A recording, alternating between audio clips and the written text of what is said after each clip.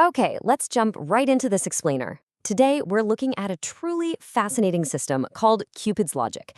If you've ever found yourself wondering why some relationships absolutely thrive, while others just unexpectedly fall apart, well, you're gonna love this breakdown. We are going to explore exactly how hard science and some incredibly complex mathematics are being used to actually predict matters of the heart. To really understand why this technology even exists, we have to look at the massive problem it's trying to solve. Get this. A startling 67% of couples report major compatibility issues that they completely ignored early on in their relationships.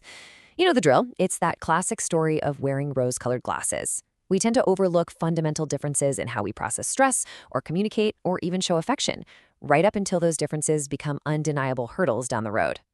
So how does this platform propose to fix that? Well, think of this simulation not as a crystal ball, but more like a meteorological forecast for your relationship. It's actually a brilliant way to frame it. I mean, you can't control the weather, right? But with the right instruments, you can predict a storm well in advance. If you know a hurricane is coming, you board up the windows. Cupid's Logic aims to give you that exact same proactive foresight, but for your romantic life. Here is our agenda for today. First, the relationship weather forecast. Second, the scientific foundations. Third, inside the PRISM engine. Fourth, generating bond strength. And finally, your exit probability forecast. Starting off with Section 1, the relationship weather forecast. Cupids Logic basically operates as a highly sophisticated relationship prediction engine. It combines established psychology with some really deep computing. It pulls from well-known frameworks, things like the Big Five personality traits, the Gottman method, attachment theory, and love languages. It essentially takes all the things we've understood in therapy offices for decades and digitizes them. Moving to Section 2, the scientific foundations. The creators actually call this their intellectual honesty split. It explicitly separates the decades of proven clinical science from Cupid's Logic's proprietary mathematical engine. And this is vital for understanding the whole platform. The inputs, like the Big Five and attachment theory, have over 30 years of peer-reviewed validation behind them. The output, however, the math, the 347 agent weights, the exit probabilities, that is their own proprietary innovation built right on top of that bedrock. So the crucial point here is that the Ocean model provides the baseline personality data for each individual going into the simulation.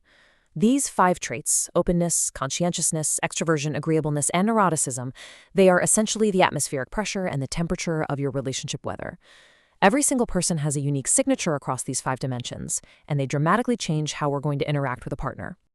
Then, let's look at the second major input, attachment theory. This dictates exactly how partners will react to both threats and intimacy. You can think of this as your relationship operating system, one that was actually established back in childhood.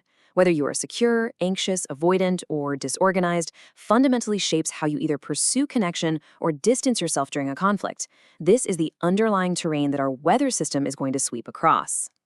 Which brings us to Section 3, inside the PRISM engine. So PRISM isn't just making educated guesses, it is running a massive, complex simulation.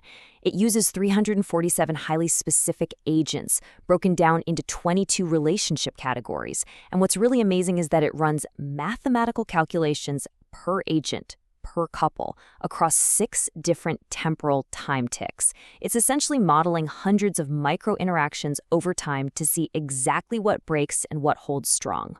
Let's break down how a single mathematical agent actually works in practice. Take something like trust erosion. It starts with step 1, a base threat level, let's say an 8 out of 10. Then comes step 2, the modifiers.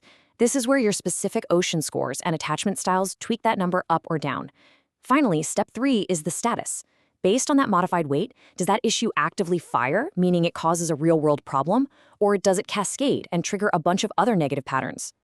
To make this a bit more concrete, let's look at how personality amplifies these risks. For instance, if a threat agent is triggered, high neuroticism in the Ocean model will actually amplify the danger of that agent. It literally pours gasoline on the fire. But conversely, if a partner has high agreeableness, that trait acts as a protective mechanism to suppress the threat. The math is literally calculating your personality traits as either amplifiers or shields against conflict. And attachment styles change the math too. Secure pairings receive a 1.15 times mathematical boost to their protective agents. It acts like an active shield against relationship storms. On the flip side, if the pairing is anxious or avoidant, the PRISM engine applies a 0.75 times suppression multiplier. This makes it mathematically much harder for the couple to recover from a triggered threat. It's just a fascinating way to quantify emotional security. Now for section 4, generating bond strength.